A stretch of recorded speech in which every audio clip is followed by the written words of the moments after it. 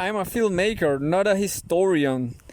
Philippe Fauvel and Nöel Herpe, 2007. From Positive September 2007. Interview conducted July 3rd, 2007. Reprinted by permission. Translated from the French by F.H. Question: how did you discover Les Astres? Eric Rohmer: in general, I find things by myself. I had the idea to film Percival when I was teaching 13-year-old school children. I discovered La Marquise von O when teaching Clay's novella, which wasn't even translated into French. When I taught French in secondary schools, Les Astres was 2 pages from a school textbook written by Chevalier and Audiat, the precursor of Lagarde and Michard. It didn't interest me particularly. What's more, you can't really find the book anymore.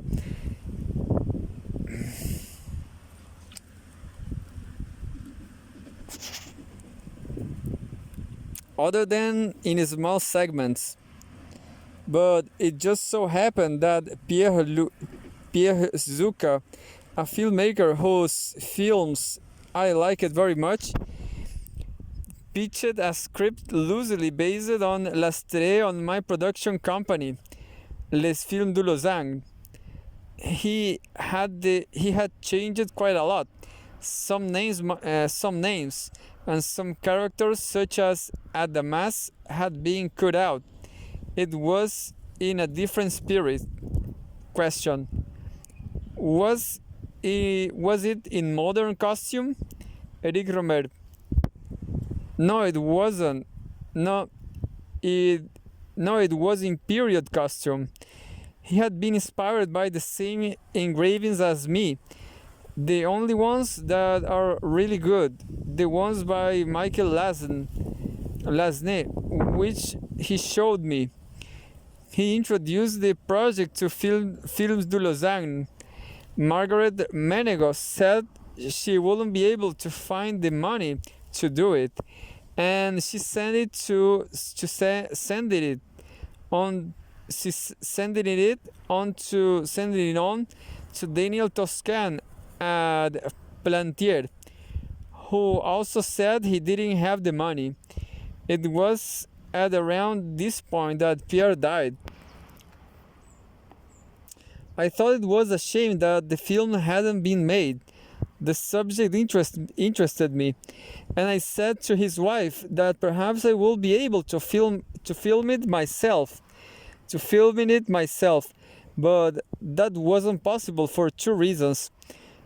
As it was written, it will have been difficult for him to find a producer, and I didn't see myself filming a story when the script had been written by someone else, even someone I admire as much as Zucca. Above all, I discovered that Honoré de Urfé is a great author, not minor, ridiculous, or old-fashioned. He has been read by entire generations, from Mé de Sévigné to Rousseau, who said a lot of good things about him. Also, it's cinematic. When you open the books, it seems as if there's not any dialogue because there's no paragraphs, but the dialogue is excellent and really lively. So I wanted to film L'Astre without taking into account Zucca's adaptation. There is no relationship between his adaptation and mine. The only phrase they share is "make sure you are never seen by me again, unless I order it of you," which comes from the book. He didn't take any others. Question: but you took a very particular structure by teeing everything around the love affairs of Astre and Celadon. Yes, that's why I call it the romance of Astraea and Celadon. I wasn't claiming that it is that is that it is was the book's last three, which is a far bigger work. It's six volumes in folio. Wanting to dedicate myself to the film, I didn't want to lose myself in that. Apart from a few peripheral episodes, I simply read everything concerning Astraea and Celadon, not knowing if I will make the film or not. I didn't, but the Swiss edition, which cost the trifling sum of 4,000 francs, and I wouldn't have known where to put it. I went to the library and photocopied everything to do with Astraea and Celadon, and that's what I made the film from. Question: you also move certain episodes around, such as Hila's verbal just. Eric Rohmer: I made a thoroughly question change, which certain admirers of Urfes might reproach me for, and he might be turning in his grave. But the reason is to do with the necessities of cinema, financial needs. There are fewer characters, and the balance of the film, which isn't the same as a novel, especially when the novel is very long, concerning Astraea and Celadon's affair. Some very interesting things are said at the start by Lucidas, and then by Silvestre, but it would have been complicated to introduce him and would have lengthened the film. And then we will have had to introduce another character, Diane, Silvestre's platonic lover, who is interesting but quite secondary. So I made Lycidas say what is said about Silvestre in the book. Also because I didn't really want to lose Lycidas, who is played by an excellent actor. Also, when Hylas talks about love, he takes Philippe as his example, who is Lycidas' lover and Astraea's confidant. Following that logic, she has to be accompanied by Lycidas, so he can disappear into the background. That's why there's that betrayal of the next. Lycidas takes on Silvestre's words.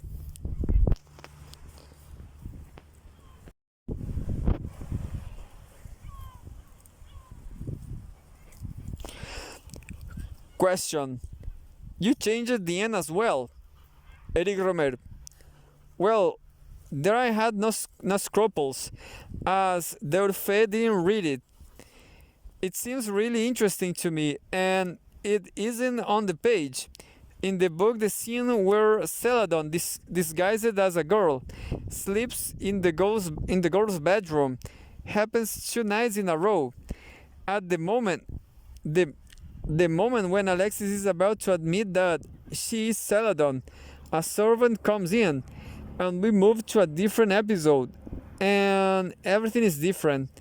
I prefer to finish using Astraea's sentence, which marks her power over the proceedings. I command you to be seen, Celadon. That was my invention. I extrapolate a bit. Question: in the credit sequence, you say how impossible it was to reconstruct the forest area as it would have been. Yes, Eric Rohmer. Yes, we took 3 years to find a location. We couldn't film in the forest region. The river Lignon has partially dried up. We had to find a wild river. I find it difficult to travel now. It was my producer Francois Echegaray who found the valley of Sole, where everything is still more or less wild. The roads are far off, and there is nothing modern. So I divided the story in relation of two rivers. First, there's the Lignon and it's gorgeous, which Urfe doesn't mention, but which are really beautiful, where I filmed and which were important to show. At the start, I thought about showing Celadon throwing himself into the water without having found a river where that was possible. Either the waters were deep but stagnant, or there were torrents like in the Ardeche, which I know a bit.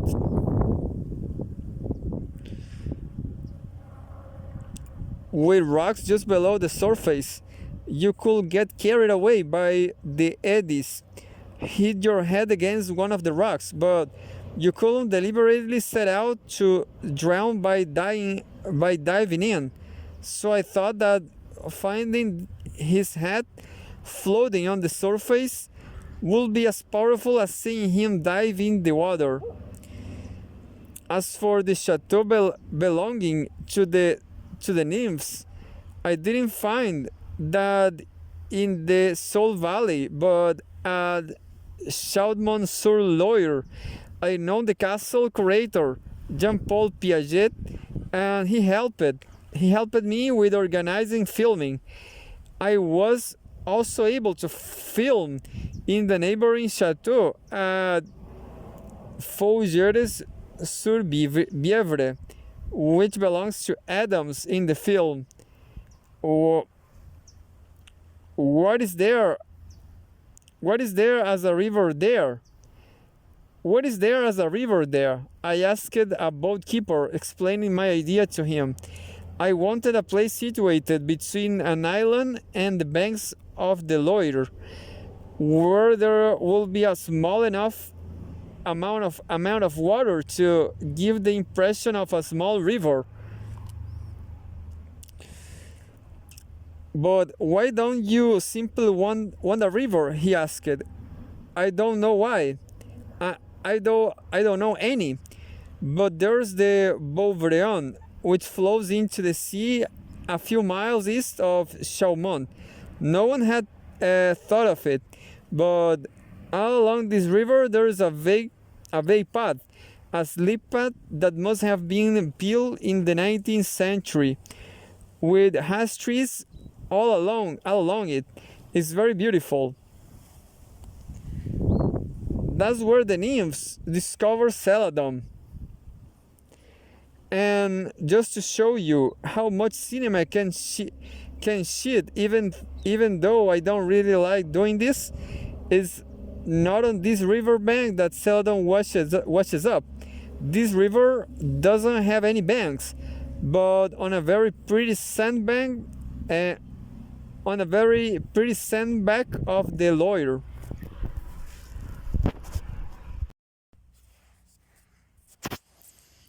Question. This diverse range of places joins a diverse range of times. We are simultaneously in ancient Gaul and towards the end of the Renaissance. Eric Rohmer. In my period films, I'm very attached to historical verisimilitude, but I couldn't be more authentic because engravings that illustrate l'Astrée show people from antiquity in front of a Renaissance chateau. So I did the same thing, although at the start there is a French folk dance known as Boudet, where they wear 17th century costumes. I just couldn't see it in antique dress. And with music from that era. In the book, it's also 17th century ball. I've simply followed the author's directions. Question. What about the songs? Eric Rohmer. The songs were composed by my long-term collaborator Jean-Louis Valero, who I asked to do more than usual. He added music to some of the verses. Hear my beautiful sunsets. He also composed the credit sequence music. I wanted an original tune because music from that period is difficult to use, very stylized and formal. There is, however, a great musician from that time, Monteverdi, and I asked Valero to write in the spirit of that period. Question: Did you use a lot of historical research? Eric Rohmer. Less than I did for the Middle Ages in Percival, or German post-classicism in La Marquise d'O. I slightly ashamed to admit it, but I didn't read very much. Apart from a thesis I glanced over at the Bibliothèque Nationale. If I read too much, I was afraid that my script ideas would change. It seemed well structured to me and sufficient in itself. I'm a filmmaker, not an historian. I wanted to allow myself to interpret history in my way without advisors. So that's how I work. Apart from for details. When I write adaptations, it's been me and that author, Chrétien de Troyes and me, Kleist and me, Durfé and me. I don't want anyone else, even if others might reproach me. Question: But in each of your historical films, you've worked with a costume designer. Eric Rohmer. In my contemporary films, I don't have a costume designer because I feel I'm capable of doing it myself. Usually, I go with actors to buy clothes. I check the length of the dresses. But here is different. I'm not competent, and I asked Pierre-Jean Larocque to help. He had already worked on The Lady and the Duke and Triple Agent. I had made a particular symbolic use of ribbons. In the book, when he is separated from Astrée, Celadon takes a ribbon from her, which he keeps as a souvenir, and he drowns with it. But it was complicated, so I transposed the motif by asking the nymphs to play with ribbons in this scene. It gives it great elegance. Question: Were you inspired by 7th century pastoral painting? Eric Rohmer. Yes and no. When I chose the banks of the river Beuvron, I was delighted to discover the beautiful ash trees that looked like the trees one sees on engravings from the period, and I rejected a lot of the countryside in the forest region because now there are a lot of conifers, while there were no pine trees at all in paintings from that period. They have leafy trees that resemble oaks or chestnuts. It wasn't easy to find those where we filmed. For the painting that Celadon sees upon walking from his fainting fit, I choose a canvas by Simon Vouet. The second painting is of love and psyche and is attributed to Vouet. But these are not the paintings cited by Durfé. It doesn't really matter because they are not vital to the story. Mine are closer. There are other paintings in the temple we had to make them specially, not without difficulty, in trying to match Durfee's description of two lovers with intertwined bows. If I managed it with the help of a painter who made a very pretty painting from his ideas. He also painted a picture of Astrea with her ship. There's also the picture that Adamas comments on which represents the judgment of Paris. In the book, this episode is recounted by Astrea. I didn't want to film it because I don't like flashbacks, because of the age of the actors. I think it's more interesting to suggest it through a painting that the adults see.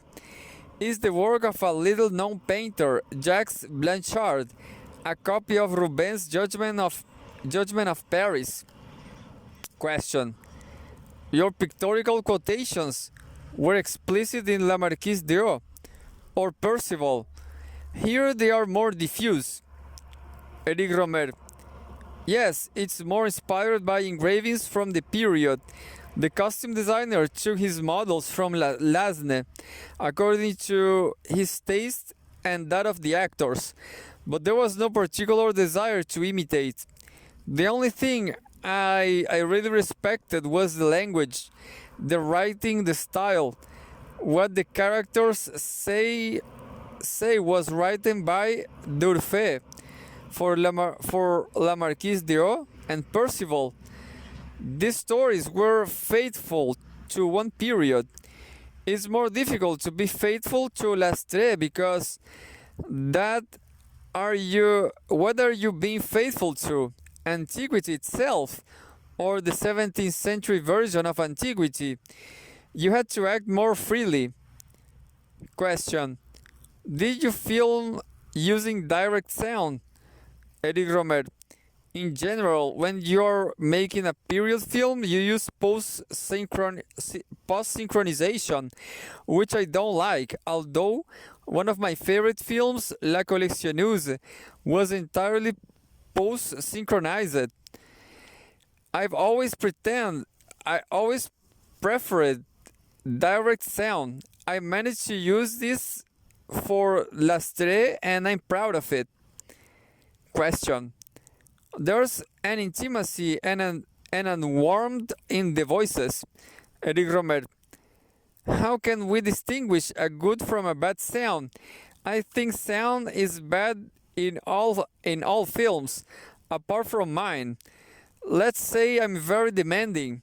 I have a fault which is also a quality, the same one as Buñuel. He was really deaf, and you can hear people in his films really well. I'm losing my hearing as well, so I need people to speak clearly. And language from that era is articulated more clearly than nowadays. Question: you insist on clear articulation from your actors. Eric Rohmer: yes, we rehearse the text a lot. To cast my actors, I make them read from classical theater such as Racine, Corneille, Molière, and I listen. I want them to be as careful with the prose as the verses. I am the opposite of those drama teachers who say, be natural, don't exaggerate. When there's a lot of information, you have to emphasize nouns and verbs. Question: were the actors naturally at ease? Eric Rohmer: some of my actors are in French. Stephanie Crayencourt is Belgian, and she doesn't have the faults of contemporary French speakers. André Gillet is in Parisian, and Veronique Raymond is Swiss. The French they speak is more beautiful than that of Parisians. My actors my actors in Astre had pictorial gestures. They had the same tense of where the frame was. I never tell my actors how to gesticulate.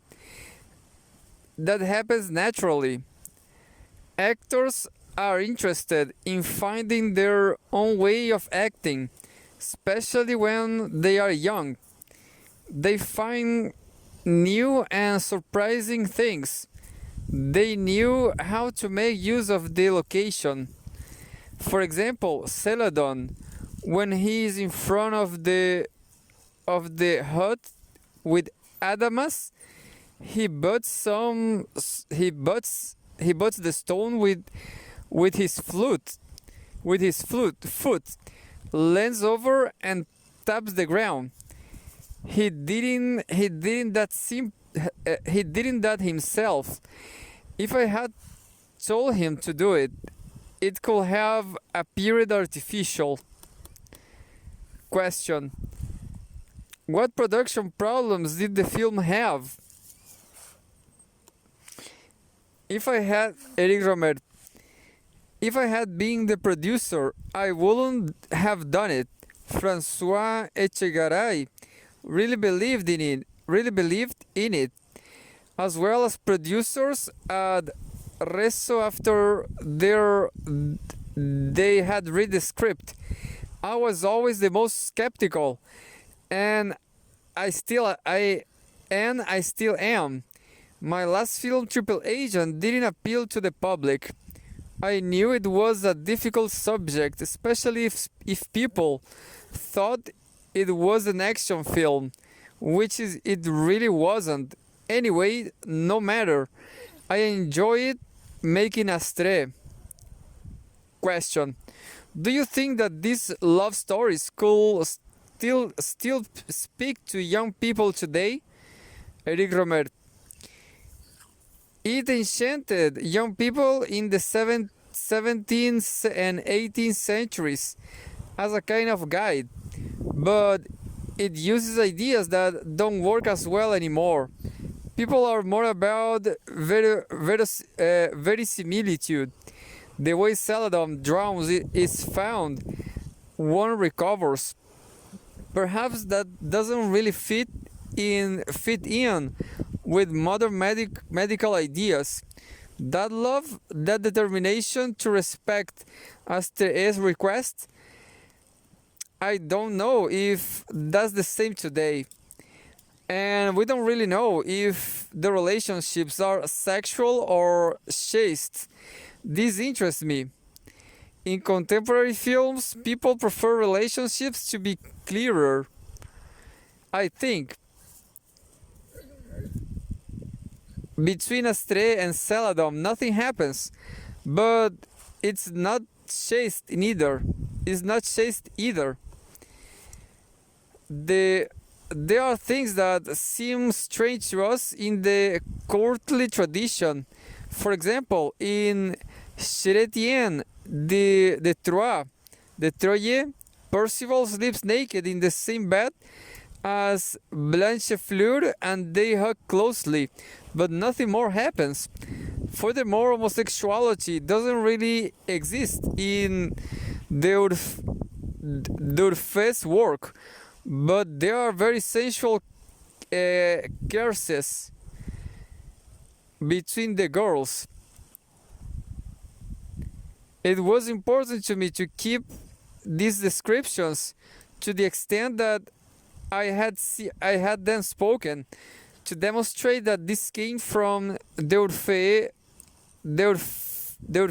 rather than me. I could have removed all that contemporary, but I like the confrontation between text and image.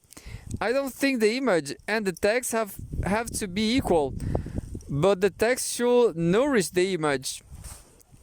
Question: the first voice comes in at the moment when Celadon wakes up at the nymphs. Rohmer: yes, because we are getting inside a character, seeing things from his point of view. I noticed that D'Urfé was sensitive to light effects, which shows he was in some ways a filmmaker avant la lettre. That moment where Celadon is dazzled by sunlight is wonderful for a filmmaker. There's another moment of being dazzled by light, but I didn't show it in the same way. When Astrid is sleeping in the forest and he leans over her to kiss her, she sits up. She sees him in front of the sun, and she is dazzled. I simply suggest the effect, thinking that it was more interesting given where we were filming, to not create too strong as a silhouette. Question. In this book that you have just described as cinematic, everything is communicated via language. Eric Rohmer. Yes and no. He was a contemporary of Don Quixote, where language is important, but images as well. There are two lines for Don Quixote, the one in the book and the one in the imagination. I made a television program for schools about this idea, showing how Don Quixote and Sancho Panza have been characterized through the centuries, from Doré and Daumier to Picasso and Dalí. Lastre hasn't had this impact on posterity. The 18th century images in the Swiss edition are dull and insipid. I wanted a film that will restore Lastre's vigor, but what really struck me was the importance of form and what we call maths numbers and figures. When I was a critic, I was a great admirer of directors who were also inventors of form, and where we could identify mathematical figures. Murnau, Hitchcock, even Lang, who I spoke less about, but who I admire too. I admire too. In Lastre, there's a mathematical pattern I didn't respect because I removed certain characters, and the film doesn't use the same figures as the novel. There are some consistencies, such as using the river Lignon, whose name means line, and although there are two Lignon rivers in the film, we follow a movement up and down the river to go to the Druid. Another frequent figure at that time was the labyrinth, evoked here by the garden in the form of a spiral. Then there's the circle, which is the temple, and the triangle, which is the three nymphs and other triangular elements in the film. I didn't try to make a construction out of these figures, but they were there, and often I only noticed during editing. You will say that that's magical, and I say yes, the magic of cinema. If you want to dominate everything, it doesn't work. You have to allow some chance in, and some objects allow that and organize themselves. I am more and more convinced by this the more films I make. Question. You have rendered unreal situations through realist means. For example, when Astrid doesn't recognize Celadon in women's clothing. Eric Rohmer. Generally, my cinema is rather realist. Here I was taking a risk, and I wasn't sure. That's why I wanted Astrid and Celadon to be similar sizes. I disguised him by using a wimple so he was less reconsiderable, and we tried to hide his chin as much as possible. Question. You made use of digital effects, which is very unusual for you, to feminize Celadon's voice. Eric Rohmer. There were different solutions. One was that the actor raised his voice, which was difficult and could have sounded ridiculous. The second was to dub a woman's voice, which was my first idea. And the third one, which was working with Irkam. The problem is that when you change the tonality of the voice, you also change the speed. It's very difficult to simply change the timbre of the voice and nothing else. It's very complicated. You take out certain deep frequencies, but if the tonality of the voice is in C, you can put into D unless the speed changes. Question. There's also a sequence where you use double exposure when Seldom sings and walks. Eric Rohmer. In general, I don't use double exposures or even dissolves, but with digital editing, it's easy. So I use this procedure. In the same way, I imagine the incrustations for the Lady and the Duke. I wanted to show Astrea and Celadon in love, for slightly commercial reasons. If not, I will have had no images of the two of them together, apart from the scene where they argue, and the scene where he's disguised as a woman. Question. What is l'Astrea? It is Platonic, Christian, courtly, Baroque, national. Eric Rohmer. All at once. It's from the Baroque period, and there's also links to Shakespeare and Cervantes through the theme of illusion that we can also find in Corneille's illusion comic. As for D'Orfe's Christianity, that's hard to define. He wasn't only a fervent Catholic, he was also a member of the League Catholic, someone who fought against Protestants without wishing to recognize Henry IV's authority.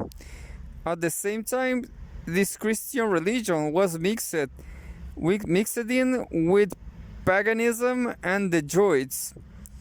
How did paganism and Christianity coexist at this time and up until the 18th century with Rubens? Anyway, the conflict between pagan sensuality and Christian spirituality isn't really exposed as such in my film. One of my problems with Zuka's spirit was that he put the opposition between Idris and Sylvandre, who became Lycidas in my film, into the background of the film. In his script, Hydras and Sylvandre represent the battle between flesh and spirit. I think it's more about fidelity and inconsistency. That's the subject. Seldon's fidelity. He is faithful to Astrea despite everything. Physical love is never questioned.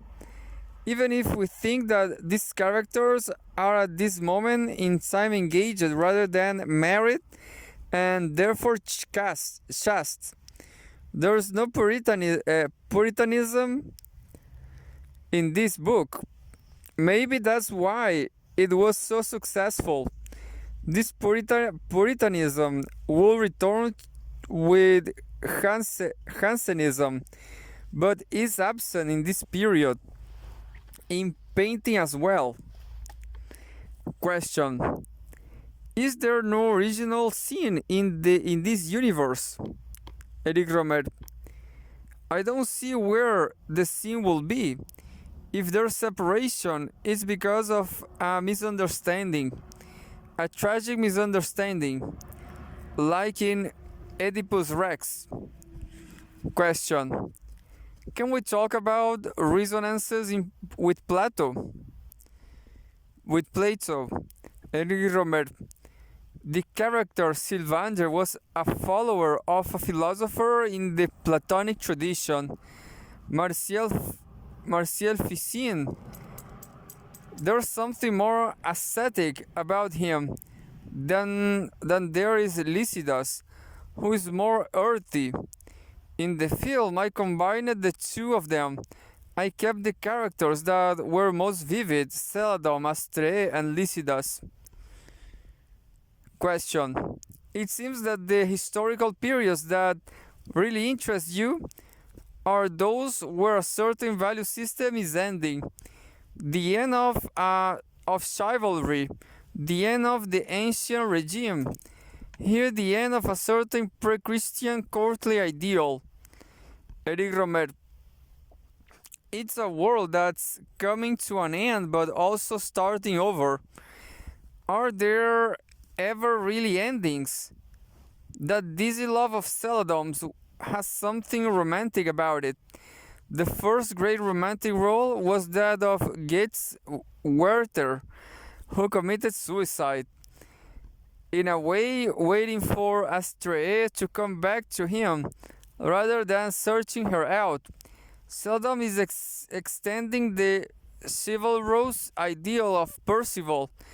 He also wants to be faithful to a promise that he made to follow his mother's advice, which was to not speak, and this fidelity leads him to a mistake. He should have spoken. Reading L'Astraea, I knew that was an aspect I liked. This stubborn waiting is also similar to Pascal's Wagger. If Celadon approaches Astraea, he could lose his love. If he doesn't approach her, he risks unhappiness. But when she approaches him, it's extraordinary. Question: you are not claiming to evoke an era, but rather the representation of an era, including its representation of itself. Eric Rohmer: I can't present the truth of an era. All I can do, the same as any filmmaker or fiction writer, is to show how an era represented itself. I prefer this approach personally, or show how we represent it to ourselves through interpretation, extrapolation, and embroidery. I've never tried to modernize history. Question: are you tempted to leave history for a while? Eric Rohmer: if only in terms of moving physically from place to place. I don't have the agility I once had. For the time being, I don't have the physical strength to prepare another film. I've stopped it really. But these last few days, I've quite enjoyed making a little short, which is part of a group of films I am not putting my name to, that are meant to be more or less collective, but I'm not sure if I will find another subject. Question: well, you are also returned to literature with the publication of your novel Elizabeth.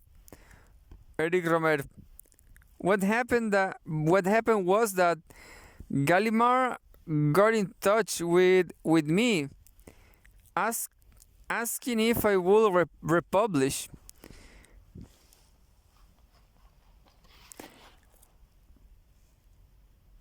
but I wasn't particularly interested. Then a German publisher asked the same thing, and I was interested to see what German translation will be like.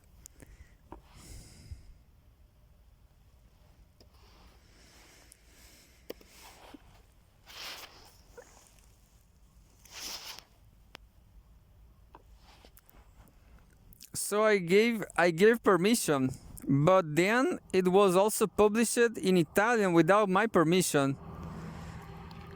Gallimard then asked me again, and I accepted. Re-adding it, I really like certain passages. I show rain better. I show rain better in the book than I do in Clarice Knee, for example. I see the rain in the film, but in the book I feel it in a more powerful way. In some cases, literature can move more evocative of reality than the cinema. I love the cinema, but it can be abstract, where literature is very concrete. In the film, the rain is very much part of the story, and in the book, it's there for its own sake. Notably, there is a passage where a girl shelters under some trees. There's more freedom than in the cinema, where often scenes with rain are a failure without nuances, whereas one can refine it further when writing. I didn't perceive this relation to my films at the time, including the sensitivity to sound, time, and weather. As the moral tales, we were inspired by short stories that were very different, completely lacking description, and much more founded on feelings and interiority. This novel didn't inspire me at all, despite its cinematic appearance. Anyway, I'm made to be a filmmaker rather than a novelist. This book opened a door that I didn't manage to open in the cinema, but it's not useful for literature as a whole. Question: why have you never adapted any of your favorite authors, such as Dostoevsky or Balzac, not counting the episode of the television program Jeux de Société? Eric Rohmer. The scene from Beatrix that I adapted isn't at all dramatic. It's made up of quotations. The most interesting things in Balzac's novels are precisely what you can't show in the cinema. All the reflections on these characters' thoughts and on the sociology of the era. This text will always be superior to anything you can put on the screen. Dostoevsky makes more use of dialogue. To some of his work could be cinematic. However, it's also very difficult because it's so slow. There's the case of the Maupassant, who is perhaps the writer who lends himself best to adaptation. There was one I rewatched recently, which had a lyricism that was far removed from the book, and that seduced me, not without reservations. At the time it was released, and that I admire now unreservedly. Une Vie by Alexander Astruc. To come back to Balzac, he is universal and read by everybody, while L'Astrée is a forgotten book. As is Percival, we only know very very short sections. My idea was to try and enable people to feel the charm that L'Astrée had for the generations that loved it. without modernizing it. I asked the sound engineer if he thought the characters' speeches were comprehensible for a modern audience, and he said yes, that it was more comprehensible hearing it spoken than seeing it written. Hearing it spoken than seeing it written. That's what interested me. Saying and performing this text in the cinema is to make it more accessible to today's spectators.